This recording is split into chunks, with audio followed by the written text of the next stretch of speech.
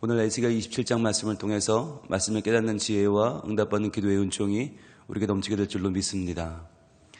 어제 26장부터 오늘 27장 그리고 내일 28장까지는 두로에 대한 심판을 말씀하고 있습니다. 두로는 우리가 어제 본 것처럼 이스라엘 북부 페니키아 지방의 도시입니다. 항구 도시인데 항구 도시면 동시에 섬도 있다고 했죠. 그래서 두 항구와 섬을 오가면서 무역하는 무역의 중심지라고 했습니다. 그 당시에 두로와 이스라엘은 비교가 안 되는 아주 어마어마한 물질적인 차이, 정치, 사회, 문화적인 차이를 가지고 있었어요. 페니키아 문명이라고 하면 지금도 아주 많은 고고학적으로 의미 있는 문명입니다. 그리고 헬라 문화와 거의 쌍벽을 이루었던 문화예요. 페니키아, 두로와 시돈은 이스라엘과는 비교할 바가 아니에요. 그런데 하나님이 그 두로에 대해서 심판의 말을 하시는데 누구를 통해 하세요? 이스라엘의 선지자 에스겔을 통해 하신다는 거예요. 그러니까 이게 나라적으로 비교하면 국력은 비교가 안 되지만 그러나 왜 이스라엘의 선지자 에스겔이 두로에 대해서 심판을 선포합니까? 바로 심판의 주권자가 하나님이시기 때문이죠. 그래서 하나님께서는 자기 백성을 통해서 하나님의 계획을 전하시고 하나님 말씀하시는 거예요. 그래서 하나님의 백성은 나라의 국력이 문제가 아니고 내가 얼마나 잘 사냐, 얼마나 위험이 있느냐, 내가 얼마나 남들 보기에 괜찮은 사람이냐가 중요한 게 아니라 내가 하나님의 말씀 맡은 자라고 하는 것이 중요하다. 그래서 그 말씀 맡은 자는, 그 말씀을 깨달은 자는 기도해야 된다. 그래서 기도를 통해서 하나님의 뜻이 내게 이루어지고 하나님의 뜻이 나를 통해 내가 살아가는 가정과 일터와 사회 가운데 이루어지기를 하나님의 손과 발이 되어 그것을 기도하고 그 응답을 구하는 자라고 했습니다. 그래서 우리가 이제 내일부터 기도는 끊임없이, 응답은 거침없이가 시작되는데 이 시간을 준비한 이유가 뭐냐면 우리가 하나님 말씀을 받았잖아요.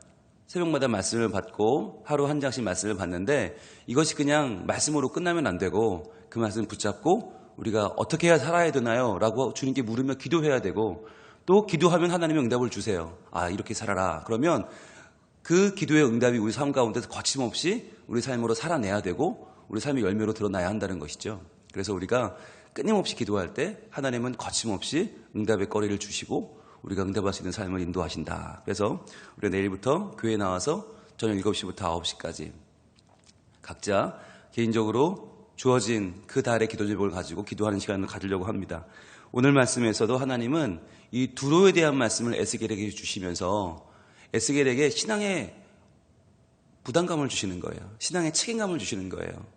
과연 말씀 받은 자는 어떻게 살아야 되는가? 말씀을 받은 자는 어떻게 앞으로 그 신앙을 하나님 앞에 드려야 되는가를 잘 보여주고 있습니다. 1절입니다. 여호와의 말씀이 내게 임하여 이르시되, 노란색으로 치셔야겠죠? 여호와의 말씀이 내게 임해요. 자, 이 말씀이 우리 어제 26장에 봤던 바로 그 두로에 대한 말씀이잖아요. 그런데 그 두로에 대한 말씀이 계속 이어집니다. 2절입니다. 인자야, 너는 두로를 위하여 슬픈 노래를 지으라. 그랬어요. 여기서 말하는 슬픈 노래라고 하는 것이 키나라고 하는 것인데, 키나는 장례의식 중에 부르는 노래입니다. 장례식 노래를 부르라는 거예요. 우리말로 하면 곡소리를 하라는 거예요. 이 키나는 죽은 사람의 남자 친구 또는 여자 친구들이 부르거나 아니면 친척이 부르거나 아니면 전문적인 키나를 부르는 애곡하는 자들이 있습니다. 그들을 불러서 부르게 했습니다. 우리나라도 옛날에 곡하는 자들이 있었잖아요. 아이고 아이고 하는 것을 가족 친지들이 하거나 아니면 아예 전문가를 불러서 했잖아요. 그것처럼 똑같이 키나를 부르라는 거예요. 근데 희한한 건 두로는 지금 잘 나가고 있거든요. 두로는 정말 이 당시에 해상 무역의 중심지예요. 그러니까 지금 이스라엘은 망했는데 망한 나라의 선지자가 지금 잘 나가는 두로의 장례식 노래를 부르라. 이건 좀 이해가 안 되는 일이죠. 왜 그럴까? 아니, 부르려면 하나님 이스라엘을 위한 지금 장례식 노래를 불러야 됩니다. 이스라엘을 위한 애가를 불러야 될 시간에 왜 하나님 두로를 위하여 부르라고 하십니까? 아마 우리 마음속에는 에스겔의 마음속에도 그렇고 불만이 있었을 거예요. 이거 모순됐는데, 이거 아닌데? 그런데 하나님은 왜 하필이면 그에게 두로에 대한 슬픈 노래, 키나를 부르라고 하시는가? 그 이유가 있습니다. 3절, 너는 두로를 향하여 이르기를 바다 어귀에 거주하면서 여러 선 백성과 거래하는 자여. 자, 두로에게 이렇게 말합니다. 바다 어귀에 거주한다. 어귀라는 말은 보니까 입구라는 말이에요. 입구. 바다의 입구에 거주하면서, 즉 해상 무역을 하려면 누구든지 두로를 통해야 돼요. 두로를 통하지 않으면 거의 해상 무역을 할 수 없다. 이 두로에는 두 개의 항구가 아주 유명했는데 북쪽에 있는 시돈 항구, 남쪽에 있는 애굽 항구, 이 두 가지가 유명했어요. 그런데 두로에 있는데 왜 북쪽은 시돈 항구고 남쪽은 애굽 항구일까요? 북쪽에 있는 시돈 항구를 통하지 않으면 시돈과 거래할 수 있는 길이 없는 거예요. 남쪽에 있는 애굽 항구를 거치지 않으면 애굽으로 물건이 가지 않는 거예요. 그러니까 누구든지 시돈이나 애굽이나 이 나라들과 거래하려면 무조건 두로로 와야 되는 거죠. 그래서 입구 역할을 했다. 어귀 역할을 했다는 거예요. 그러면서 여러 선 백성과 거래했다는 말은 활발한 거래를 했다는 말이죠. 자, 주 여호와께서 이같이 말씀하시되, 노란색으로 치셔야겠죠? 자, 주 여호와께서 이렇게 말씀하신다. 그런데 뭐라고 말씀하시냐면, 두로야, 내가 말하기를 나는 온전히 아름답다 하였도다. 나는 온전히 아름답다.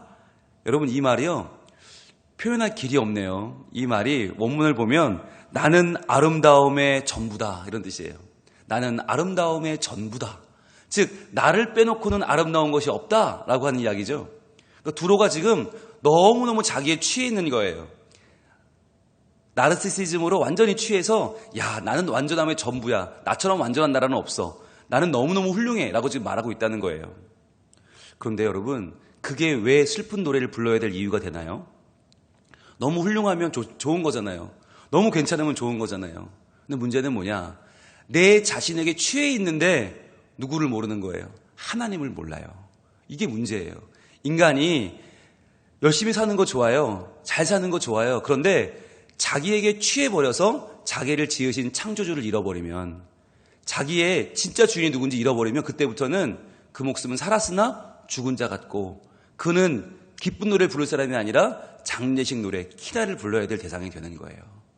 두로는 지금 누가 봐도 최고예요. 누가 봐도 전성기예요. 누가 봐도 잘 나가요. 그러나 그는 이미 하나님을 잃어버린 백성, 자기 자신에 취해버린 백성. 아, 그러면 그를 위해서 부를 노래는 장례식 노래밖에 없는 거예요. 키나밖에 없는 거예요. 자, 이렇게 또 이어집니다. 나는 온전히 아름답다 하였죠. 자, 4절입니다. 내 땅이 바다 가운데 있으며. 이 말은 뭐냐면 너의 지경이 온 바다를 차지했다, 이런 뜻이에요. 너의 영향력이 바다 모든 곳에 미쳤다. 즉 그의 땅이 바다 위에 있다. 땅은 바다 위에 있을 수 없잖아요. 그러나 모든 바다가 그의 영토나 다름없이 그는 활발하게 배로 다니면서 무역을 했다는 거예요. 자, 이제부터는 4절부터는 뭘로 보냐면 두로를 거대한 배 한 척으로 보는 겁니다. 거대한 배. 근데 너무너무 아름다운 배. 아름답고 튼튼하고 아주 훌륭한 배로 두로를 표현하고 있는 거예요. 너 보니까 바다를 누비는 진짜 바다의 왕자구나. 너 훌륭하구나. 너를 지은 자가 내 아름다움을 온전하게 하였도다. 이 말은 뭐냐면, 이거 잘못 읽으면 너를 지은 자, 하나님처럼 보이잖아요. 근데 하나님이 아니고 여기서 말하는 너를 지은 자라는 원문은 복수형이에요. 그래서 이것을 두 가지로 해석하는데, 하나는 두로라고 하는 큰 선박을 주조한 사람들, 선박을 만든 사람들, 즉 그러니까 이 두로라고 하는 나라의 모든 협력자들을 말하기도 하고, 또 한 가지 해석은 두로의 역대 왕들, 이 두로를 이렇게 멋지게 만들어 놓은 역대 왕들을 가리키는 말로 해석하기도 합니다. 자, 그러면서 그들이 내 아름다움을 온전하게 했다는 거예요. 네 말이 맞다. 너 온전하다. 너 아주 귀하다. 그러면서 5절부터 7절까지는 이 두로라는 배가 얼마나 훌륭한 재료를 사용했는지를 쭉 얘기합니다. 스닐의 잣나무로 내 판자를 만들었으며 너를 위하여 레바논의 백향목을 가져다가 돛대를 만들었도다. 자, 판자는 스닐의 잣나무네요. 스닐은 헐몬산을 말합니다. 헐몬산, 헤르몬산이라고도 하고, 그 헐몬의 이슬이 흘러내려서 이스라엘의 젖줄이 됩니다. 그게 갈릴리 호수가 되고, 그게 내려오면 요단강이 되고, 그 내려오면 사해가 되죠. 그 헐몬산이 스닐이에요. 헐몬산이 어딨나? 레바논입니다. 그 레바논의 삼나무가 바로 스닐의 잣나무예요. 아주 튼튼하고 아주 위험 있죠. 그걸 가지고 판자를 만들었고요. 레바논의 백향목, 이걸로 뭘 만들었어요? 이스라엘의 왕궁도 만들고 성전도 만들었죠. 그렇게 좋은 나무로 돛대를 만들었단 말이에요. 그러니까 마치 왕궁처럼 위험 있는 배가 된 거죠. 6절에 바산의 상수리 나무로 내 노를 만들었으며 깃딘 섬 황양목에 상아로 꾸며 가판을 만들었도다. 그러니까 노 하나를 만들어도 최고로, 가판을 꾸며도 최고로. 그리고 7절에 애굽에 수놓은 가는 배로 돛을 만들어 깃발을 삼았으며 돛도 최고로. 엘레사 섬에 청색 자색 배로 사이를 만들었도다. 모든 재료가 최고라는 거예요. 모든 재료가 명품이에요. 완벽하다는 거예요. 이 배가 정말 네 말처럼 아름답고 훌륭하고 최고로구나. 게다가 그 배를 운용하는 사람들이 누구냐? 8절과 9절인데요. 8절, 시돈과 아르와 주민들이 내 사공이 되었으며 두로야 내 가운데 있는 지혜자들이 내 선장이 되었도다. 사공도 훌륭하고 선장도 최고예요. 게다가 9절에 그 발의 노인들과 지혜자들이 내 가운데에서 배의 틈을 막는 자가 되었으며 바다의 모든 배와 그 사공들은 내 가운데에서 무역하였도다. 그 발의 노인들, 그 발이 어디예요? 바벨론이죠. 바벨론의 강가, 그 발 강가. 바벨론의 노인과 지도자들이, 지혜자들, 이 당시에 가장 뛰어난 사람들이 내 가운데에 있는 배의 틈 막는 자들이다. 즉 배에서 일하는 노예들, 배에서 일하는 막노동 일꾼들이 누구냐면 그 당시 최고의 바벨론의 지혜자들이라는 거예요. 그러니까 뭐 더 이상 찬사가 없는 거죠. 바다의 모든 배와 그 사공들은 내 가운데서 무역하였도다. 자, 여기까지 보시면 이게 여러분 슬픈 노래가 됩니까? 아니죠. 이건 정말 기쁜 노래 아닙니까? 이건 최고의 노래 아닙니까? 아니, 하나님이 정말 이름을 잘못 붙이셨나? 이게 무슨 키나야? 이게 무슨 장례식 노래야? 이거는 최고의 생일 노래, 이거는 칠순잔치에 팔순잔치에 올려드리는 진짜 인생에 대한 찬사 아닙니까? 그런데 문제는 여러분, 이 모든 화려함의 뒷면에 무엇이 있는가? 이 화려함의 뒷면에는요, 두로의 교만이 있습니다. 나는 완전해, 나는 완벽해, 이 정도면 아무도 날 상대할 수 없어 라고 하는, 내가 최고야 라고 하는 그 마음속의 교만함.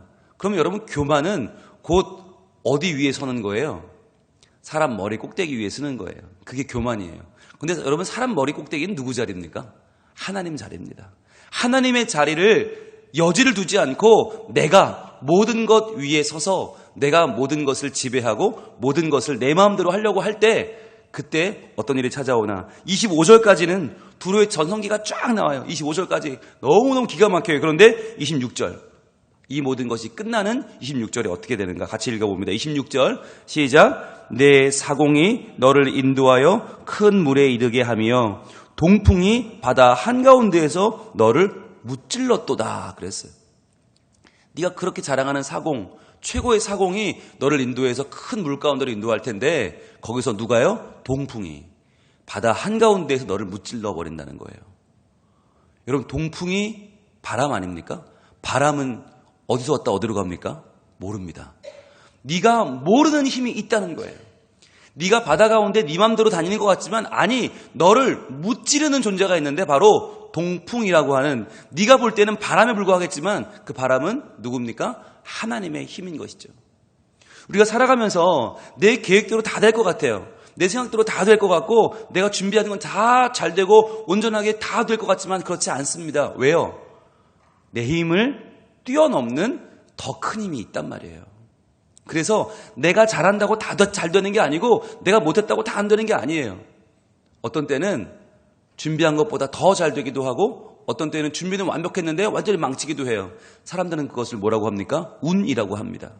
운이 없었다, 운이 좋았다라고 합니다. 우린 뭐라고 합니까? 은혜다라고 합니다. 은혜 받았다, 하나님이 하셨다라고 합니다. 여러분, 그러니까 이게 안 믿는 사람들이 운이 좋다는 말과 교회 안에서 은혜 받았다는 말은 같은 말이에요. 왜? 원인을 모르니까. 동풍이 불어서 그냥 깨뜨려 버리는데 이걸 원인을 알 수가 없어요. 그런데 이게 뭐냐? 외부에서 임하는 힘이 있다는 거예요. 내가 모든 걸 통제할 수 없다, 내가 모든 걸 다 내 마음대로 할 수 없다, 외부에서 임하는 힘이 있다. 여러분, 이걸 인정하느냐 그렇지 않느냐가 우리 삶의 가장 큰 지혜입니다. 여러분, 나는 내 인생의 주인이 아닙니다. 내 삶을 주관하는 분은, 주인은 따로 계십니다. 그분이 하나님이신 거예요. 두로가 지금 누굴 만난 거예요? 주인을 만난 거예요. 동풍이 갑자기 불어서 바다 한가운데에서 무너뜨려 버리는데 방법이 없는 거죠. 누가 도와주겠어요? 이 일을 당하고 나서 두로가 뭘 깨달았겠어요? 아, 내가 살았다고 했으나 난 죽은 자였구나. 나는 돈 많이 벌고 열심히 다니고 흥청망청 다니고 화려해 보였지만 나는 아무것도 아니었구나 하는 걸 깨닫고는 두루와 가슴을 치면서 부를 노래가 뭐예요? 이 슬픈 노래 키나라는 거예요. 애곡하는 노래라는 거예요.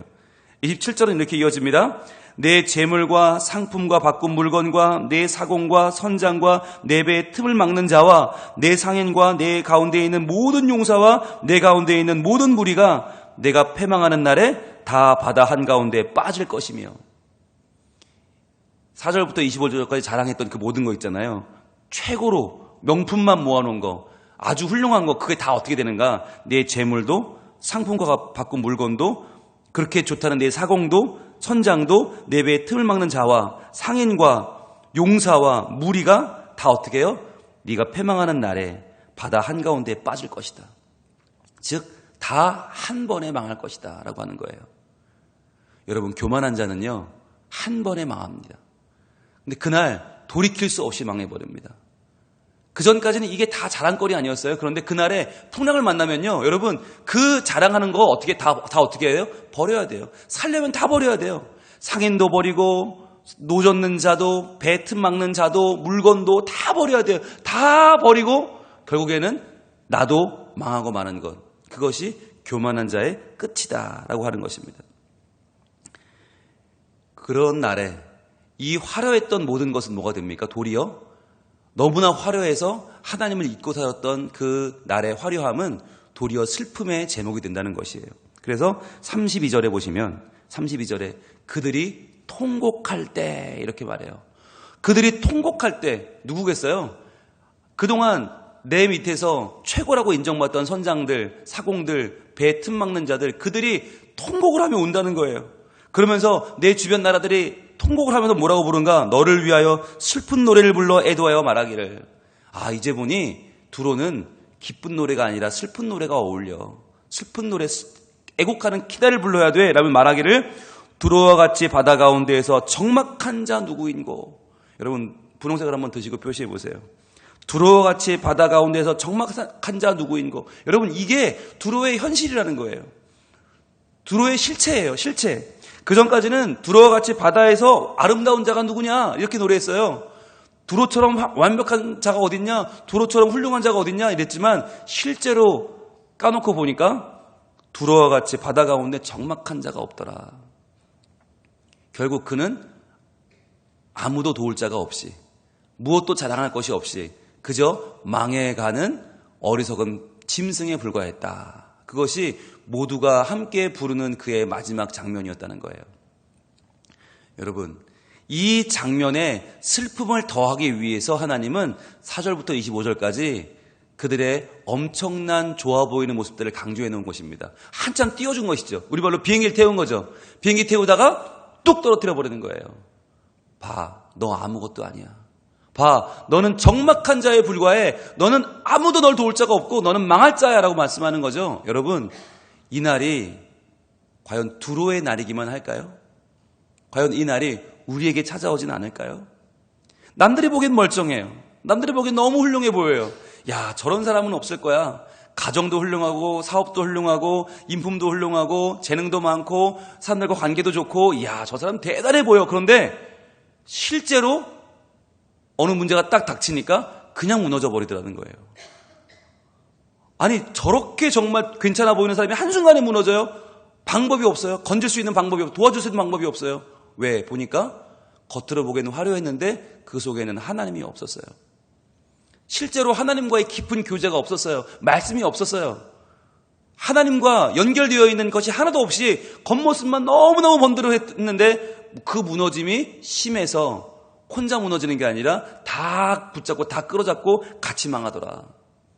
여러분, 그 모습이 오늘 두로의 모습이에요.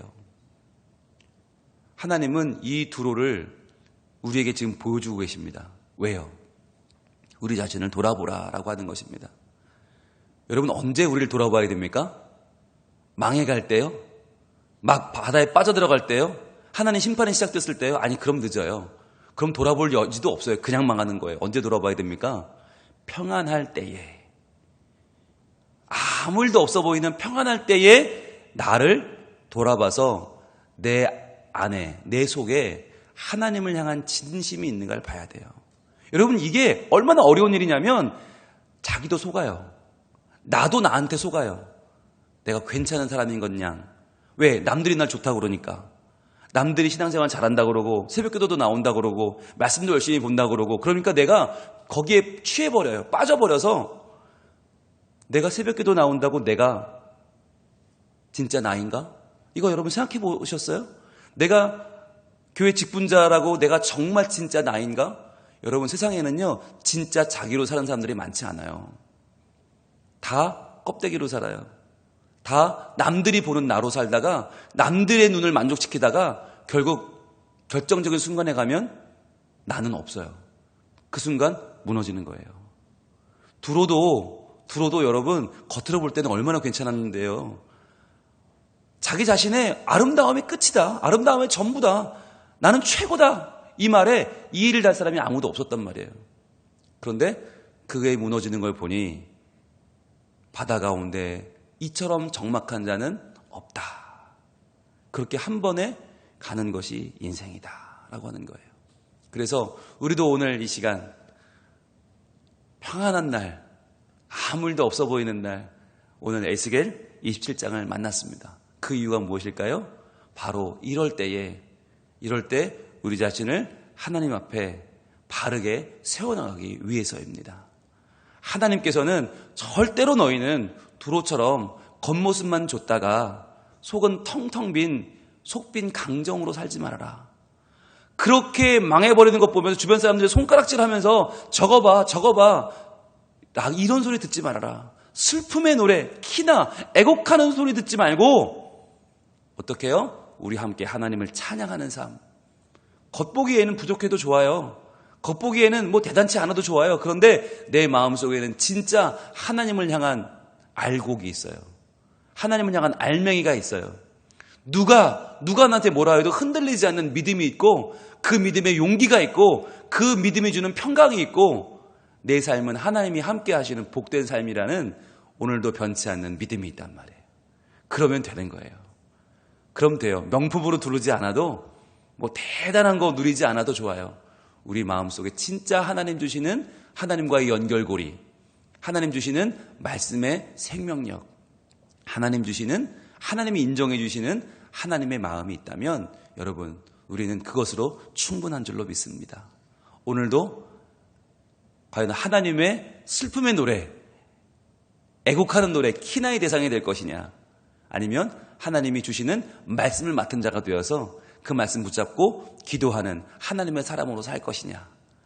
이 경계선에 서서 말씀을 주시는 하나님을 굳게 붙잡고 그 말씀으로 기도하면서 하나님의 나라를 이루어 가시는 하나님 백성으로 든든히 서기를 우리 하나님 원하고 계십니다. 기도하겠습니다.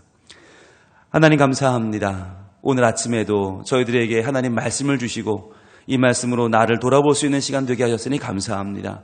겉모습은 너무나 멀쩡하지만, 너무 훌륭하지만, 너무 아름답지만, 그러나 결정적으로 하나님과의 연결고리가 없이 하나님을 모르고 교만하게 살아 결국 자기가 자랑하던 그 바다 한가운데에도 침몰해버리고 마는 두로의 모습 보면서 과연 나는 어떤 사람인가? 나는 어떻게 살고 있는가? 하나님 돌아보게 됩니다. 남들이 보는 나, 그럴듯해 보이는 나가 아니라 하나님이 보시는 나, 정말 하나님 말씀으로 깨어있는 나, 기도하면서 하나님과 연결되어 있는 나, 하나님의 마음을 품고 하나님 나라를 이루어가는 내가 되게 하여 주시옵소서. 정말 하나님이 보시기에 기뻐하는 사람으로 살게 하시고, 오늘도 하나님의 마음을 품어 하나님의 눈으로 이 세상을 보며 진심으로 기도하며 하나님을 기쁘시게 하는 저희 모두가 되게 하여 주시옵소서. 하나님, 내일부터는 이제 기도는 끊임없이, 응답은 거침없이가 시작되는데 우리 모든 말씀을 맡은 자로서 기도의 책임감을 느끼게 하시고, 기도하는 가운데 하나님의 마음을 깨달아 내 자신을 온전히 세워가는 저희가 되게 하시며, 하나님의 교회를 세워가고 하나님의 가정을 세워가고 하나님의 나라와 민족을 세워가는 우리 모두가 되게 하여 주시옵소서. 오늘도 주님을 의지하며 나왔사오니 기도하는 것마다 들어주시고, 말씀을 의지하여 기도할 때에 그 말씀이 나의 기도의 원동력이 되고 그 기도가 이루어지는 복을 우리 모두 얻게 하여 주시옵소서. 예수님 이름으로 기도합니다. 아멘.